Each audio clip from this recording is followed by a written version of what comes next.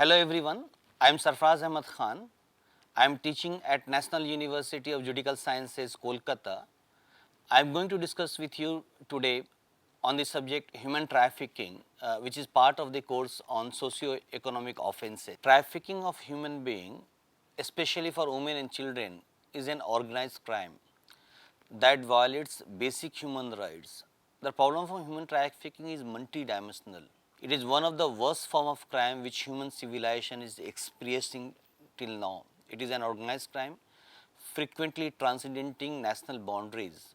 It has national and international character depending upon demand and supply. The most frequent method used for trafficking are coercion during abductions, kidnapping, etc.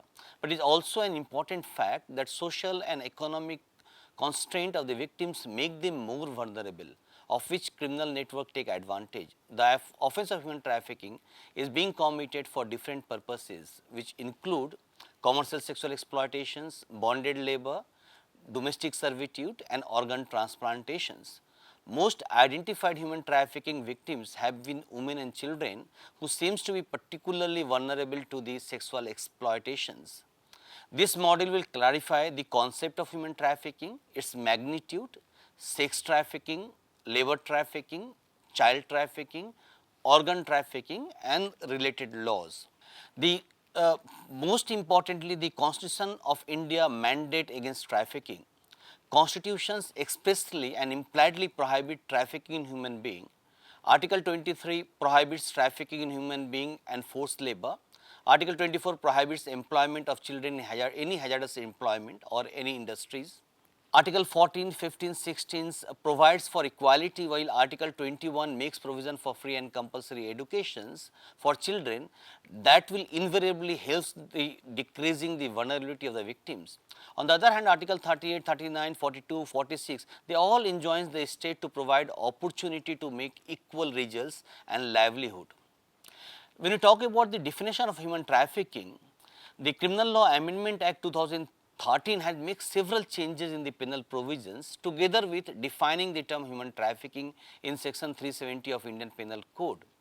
Section 370 of IPC defined the term human trafficking as follows, and it says whoever for the purpose of exploitations recruit, transport, harbor, transfer, receive any persons by using threat, or secondary using the force of any other forms of coercions, or thirdly by abductions, or by practicing fraud, deceptions, or by abuse of power, and sixthly by inducement, including the giving or receiving of payment or benefit in order to achieve the consent of any persons having control over the persons recruited, transported, harbor, transfer, or received commits the offense of trafficking. It contains two explanations also. The first explanation clarifies that the expressions exploitation shall include any act of physical exploitations or any form of sexual exploitations, slavery or practices similar to slavery, servitude or the forced removal of organ, while the second explanations make the consent of the victim immaterial for determining the guilt of the traffickers. It has also prescribed rigorous punishment for the commission of the offense of trafficking and even more severe punishment when the number of victim is more than one or when the trafficking involves minor victim. The legislation make the offense more grievous if committed by a police officers, and the higher punishment has been laid down for them.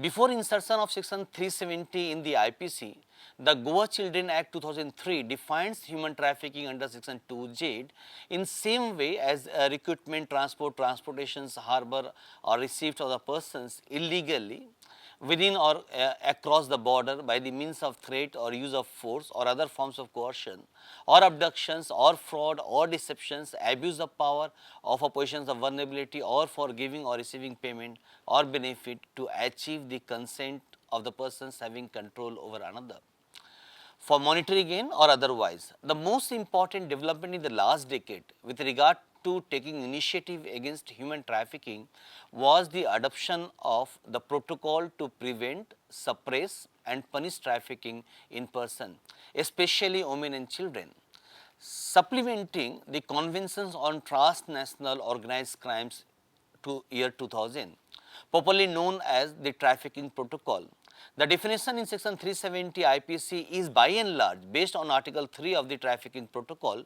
The definition of human trafficking in article 3 of the Trafficking Protocol has following three parts, namely act, means and purpose, and the same way acts include recruitment, transportations, transfer, harbor, receipt. Means includes threat, use of force, coercion, abductions, fraud, deceptions, abuse of powers and others. Purpose includes prostitution, labor and other forms of exploitations. The magnitude of trafficking when we see in respect of the and their prosecution thereof, the most recent assessment made by the 2016 Globally Slavery Index revealed that globally 45.8 million people are victims of modern day slavery, which includes sex trafficking. India is a source, transit as well as destination country for trafficking. The GSI 2016 rank India fourth in terms of modern day slavery, with 1.4% of populations according to estimate is under slavery. Prior to estimation by GSI, the ILO estimated 20.9 million people are trafficked throughout the world, or they are under the exploitations. ILO estimate was adopted by the Trafficking in Persons report in the year 2012, and the report consistently talking about the same figures of 20.9 billion, and it suggested 22% victims were forced into sexual exploitations. More than 30 lakhs people were victims of forced into prostitutions in India. Long back in the year 1996, the Central Social Welfare Board CSWB had conducted a survey of women in prostitutions in 6 cities in namely Bangalore, Bombay, Calcutta, Delhi, Hyderabad and Madras, and estimated the total populations of women in prostitutions in all these cities put together were between 70,000 to 1 lakh. The number must have been increased manyfold till now. Who are the victims of trafficking? A trafficked victim persons could be a male or a female or any age, but the women and children are the more prone to this crime. India is a signatory to UN protocol to prevent, suppress and punish trafficking in person. Under this protocol, women and children who are trafficked for prostitutions domestically within their own countries are protected.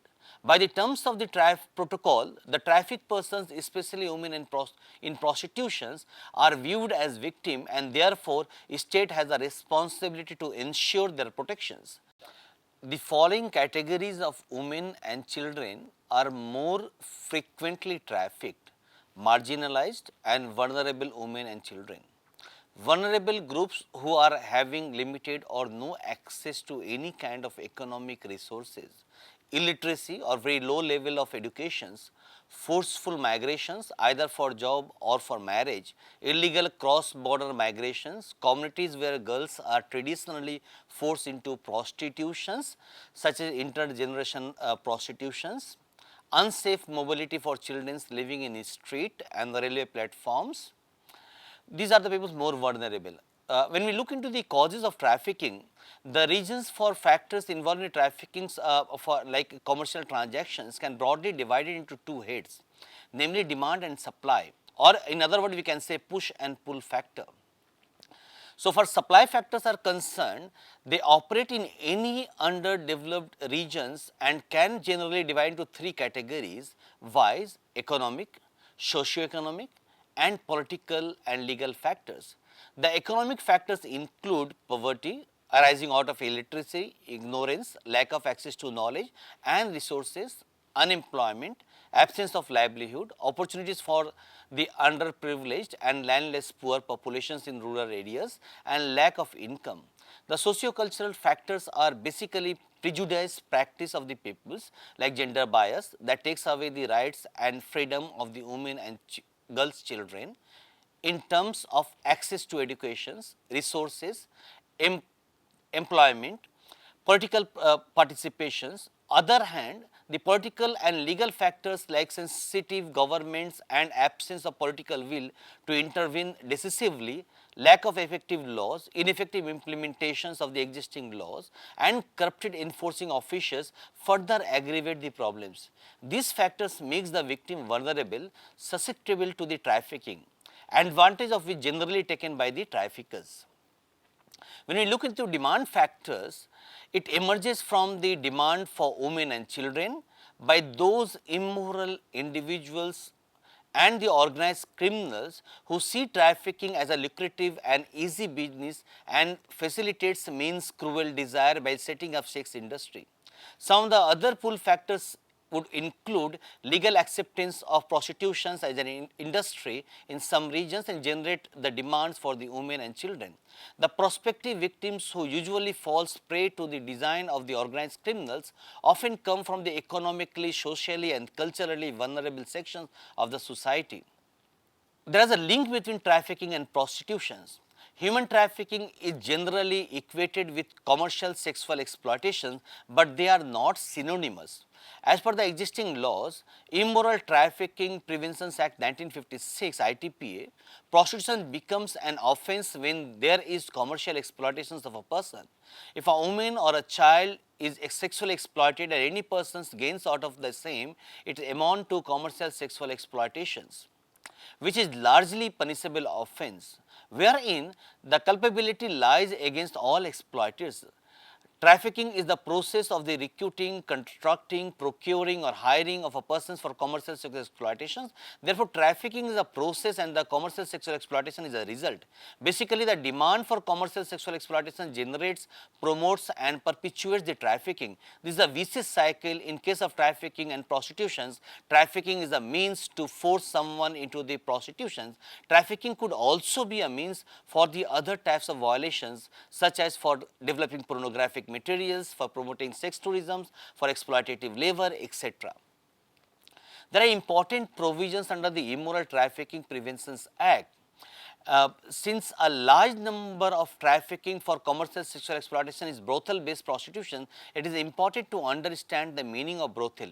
Section 2A defines the term brothel, which includes any house, room, conveyance, place or any portions of any house, rooms or conveyance or place which is used for the purpose of sexual exploitations or abuse for the gain of another persons for the mutual gain for two or more prostitutes. The definition of brothel is too broad to include any places like massage parlor, hotel room, even vehicle where such exploitations is carried out. Two main ingredients which need to be established are there were sexual exploitations taking place and B, someone other than the victim gaining out of it or two women themselves involved into prostitutions for their mutual gain. This someone can be the husband or other women or can be the other traffickers. The relevant provisions provides different aspects of trafficking for commercial sexual exploitations under Immoral Trafficking Prevention Act 1956 as mentioned below. For instance, punishment for keeping brothels or allowing premises to be used as a brothel is punishable under section 3 of ITPA. Punishment for living on the earning of prostitutions is punishable under section 4 of ITPA. Punishment for procuring, inducing or taking a persons for the sake of prostitutions is punishable under section 5 of ITPA. Punishment for detaining a persons into premises where prostitutions is carried out is punishable under section 6 of ITPA. There is a presumption in section 6 in respect of detentions where the court can presume and the convictions can be increased and the burden is shifted on the other side. The provisions incorporated strong presumptions under section 6 clause 2 that provides that where any person is found with a child in a brothel, it shall be presumed unless the contrary is proved that he has committed an offence under subsection 1. Further, clause 2A provides that where a child or a minor found in a brothel is on medical examinations detected to have been sexually abused, it shall be presumed unless the contrary is proved that the child or minor has been detained for the purpose of prostitution, or as the case may be, has been sexually exploited for commercial purposes. Clause 3 further provides that a person shall be presumed to detain a person in the brothel or upon any premises for the purpose of sexual intercourse with a man other than her lawful husband, if such persons with intent to compel or induce her to remain there, withhold from her jewellery, wearing apparels, money, or other property belonging to her, or threaten her with legal proceedings if she takes away with her any jewellery, wearing apparel, money, or other property lent or supplied to her by the direction of such persons. Clause 4 has created a bar on any litigations against the victim on the ground that she has run away with the wearing jewelry, etc. It provides that the notwithstanding anything law to the contrary, no suit, prosecutions, or other legal proceedings shall lie against such woman or girl who has been detained for the recovery of the jewelry, wearing apparel, or other property alleged to have been lent or supplied to, or for such woman or girl, or to have been placed by such woman or girl, or for recovery of any money alleged to payable by such woman or girl. This is a punishment for prostitutions in the vicinity of public place, and section 7 provides for punishment of it. Similarly, punishment for seducing or soliciting for the purpose of prostitutions provided in section 8, where any persons who solicit are liable, is not only the women but the other persons also are liable under there. Section 9 provides for seductions in the custody. There are relevant provisions under the Indian Penal Code which may be used in trafficking cases. For instance, section 361 provides for kidnapping from lawful guardian. Section 362 IPC provides for abductions. Section 363, 365, 366 provides for kidnapping, abductions, etc. 366A for procurement of minor girls and 366B importation of girl from the foreign country. Sections 370 for the trafficking, 372 and 373 for selling and buying a minor for the purpose of prostitutions.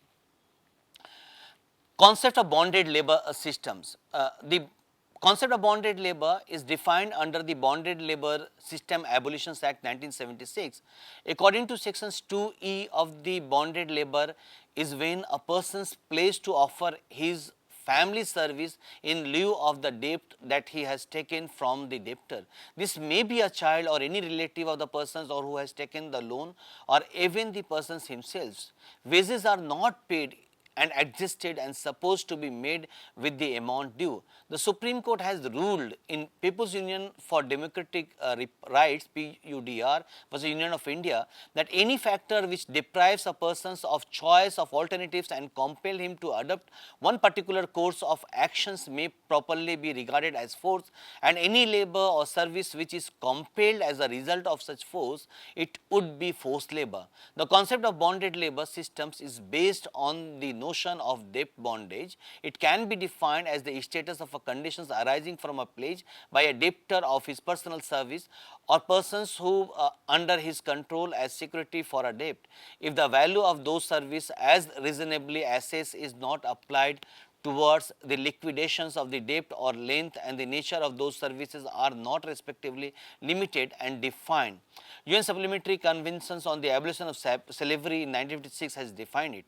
Under the section 2D of the Bonded Labor Systems Abolitions Act 1976, bonded debt means an advance obtained or presumes to have been obtained by a bonded laborer under or in pursuance of the bonded labor system. Bonded Labor Abolitions Act punishment has been prescribed, and sections 16 to 23 provide the penal provisions, and all the offences are bailable and cognizable. There are trafficking for organ. Transplantations of human organ is acknowledged triumph of medical science. Transplantations is the surgically removing of an organ from one person's and placing it into the another person's, and this is so required either because the recipient's organ has failed or been damaged by the reasons of illness or injury. Organ can be taken when a person has a brain death systems, or organ like kidney, etc. can be taken. The Transplantations of Human Organ Act 1994 was one such piece of legislation meant to address the rampant commercial exploitation by selling of organ which has spread its vicious roots into India. Reportedly, around 1 lakh Indians are in need of a kidney transplantations every year, and around 2 million suffers from the kidney ailment. The demand is huge, and the monies fulfill this need at the cost of the poor, mostly by the alluring the poor victims. The recipient are not just Indians but the foreigners from the countries like United States, Australia, etc., who comes to avail the easy and cost-effective human organ easily available in India. Trafficking in organ is a crime that occurs in three broad categories. There are cases where traffickers force or deceive the victims into giving up organ. There are also cases where the victims formally or informally agree to sell the organ and are cheated because they are not paid for the organ or paid less than what the promised price. Also, vulnerable persons are treated for an ailment which may or may not exist, and thereupon organs are removed without the victim's knowledge. The vulnerable categories of persons, including migrants, especially migrant workers, homeless persons, illiterate persons, etc., they are more vulnerable. Organs which are commonly traded are kidney, liver, and the like. Any other organ which can be removed and used could be the subject to such illegal trade. The Transplantations of Human Organ Act 1994 prescribed punishment for all this illegal transfer.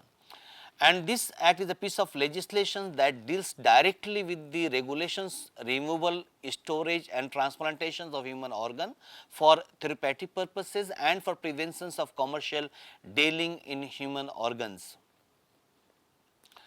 There are punishment for removal of human organs without authority. Section 18 prescribes punishment for removal of human organs without authority. It laid down that any persons who render his service to or at any hospital who for the purpose of transplantations conduct, associates with or helps in any manner in the removal of the human organ without authority shall be punishable with imprisonment for a term which may extend to 5 years and which fine which may extend to 10,000 rupees. Where any person so convicted is a registered medical practitioner, his name shall be reported by the appropriate authority to the respective state medical council for taking necessary actions, including the removal of his name from the register of the council for a period of 2 years for the first offence and permanently for the subsequent offence. Punishment for commercial dealing in human organ. Section 19 prescribe punishment for commercial dealing in human organ. Under these provisions, the following persons shall be punishable with imprisonment for a term which shall not be less than 2 years, but which may extend to 7 years, and shall be liable to fine which shall not be less than 10,000 rupees, but may extend to 20,000 rupees. Namely, whoever makes or receives a payments for the supply of or for offer to supply any human organ, seeks to find persons willing to supply for the payment any human organ, suffer to supply any human organ, for payment initiate or negotiates any arrangement involving the making of any payment for the supply of or for any offer to supply any human organ, takes part in the management or control of a body of a persons, whether a society, firm or company, whose activities consist of or include the initiation or negotiations of any arrangement, publishes or distributes or causes to be published or distributed any advertisement inviting persons to supply for the payment of any human organs, offering to supply any human organ for payment, or indicating that the advertiser is willing to initiate or negotiate any arrangement referred above. However, the court may, for any adequate and special reasons to be recorded in the judgment, impose a sentence of imprisonment for a term of less than 2 years and a fine less than 10,000 rupees. Punishment for violation of any other provisions of the Act, that laid down in section 20 of the Act, and it says that whoever contravenes any provisions of this Act or any rule made or any contravention of the registrations granted thereunder for which no punishment is separately provided in this Act, shall be punishable with imprisonment for a term which may extend to 3 years or with fine which may extend to 5,000 rupees. There are offences committed by the companies, and section 21 provides that where the offences punishable under these sections has been committed by a company, every person who at the time the offence was committed was in charge of and was responsible to the company for the conduct of the business of the company, as well as the company shall be deemed to be guilty of the offence and shall be liable to be proceeded against and punished accordingly. However, the above shall not render any such persons liable to any punishment if he proves that the offence was committed without his knowledge, or that he had exercised all due diligence to prevent the commission of such offences. Where any offences punishable under this act has been committed by a company and it is proved that the offence has been committed with the consent of the or connivance of or attributes to any neglect or the part of the director or manager or secretary or other officers of the company, such director, manager, secretary or other such officers shall also be deemed to be guilty of that offence and shall be liable to proceeded against and punished accordingly. The Transplantations of Human Organ Amendment Act 2011 laid down several new provisions. It was based on the bill 2011 which was passed by the both houses of the parliament and amended in 2011, which replaces the term human organ used in section 1(1) of the Act of 1994 by human organs and tissues. The amendment act further replaces the term human organ for human organs or tissues or both throughout the provisions of the Principles Act of 1994.